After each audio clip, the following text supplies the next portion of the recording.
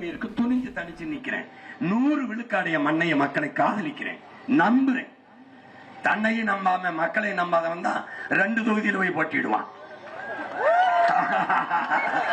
ஆனா வசனம் பேசுறது, நான் மாஸ், நான் பிளாஸ்ட், நான் உச்சம். என்ன எச்சம்?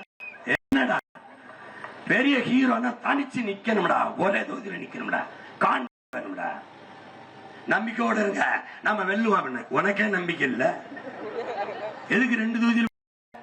டேய் 2 முறை நின்று தோத்துக்கண்டா நானு. ஆனாலும் 3வது முறை என் காரைக்குடியில போய் தனிச்சு நிக்கிறேன் ஒரே இடத்துல. என் பிள்ளையெல்லாம் கூப்பிட்டா திருவொற்றியூர்ல நிப்போம், 2 போடுவோம் அப்படின்னு.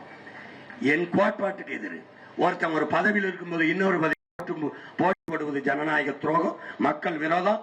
ஒருத்தன் ஒரே நேரத்தில் 2 தொகுதியில போட்டி போடுவது மக்கள் விரோதம். கொள்கை நிலைப்பாடு. உள்ளத்துல நேர்மை இருக்கு, தூய்மை இருக்கு, துணிஞ்சு தனிச்சு நிக்கிறேன். 100 விழுக்காடைய மண்ணைய மக்களை காதலிக்கிறேன், நம்புறேன். மக்களை நம்பாதவன் தான் 2 தொகுதியில் போய் போட்டிடுவான். ஆனா வசனம் பேசுறது, நான் மாஸ், நான் பிளாஸ்ட், நான் உச்சம். என்ன எச்சம்? என்னடா பெரிய ஹீரோனா தனிச்சு நிக்கணும்டா, ஒரே தொகுதியில நிக்கணும்டா, கான்பிடன்ட் வேணும்டா.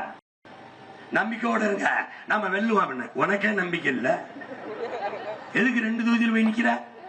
டேய் 2 முறை நின்று தோத்துக்கண்டா நானு.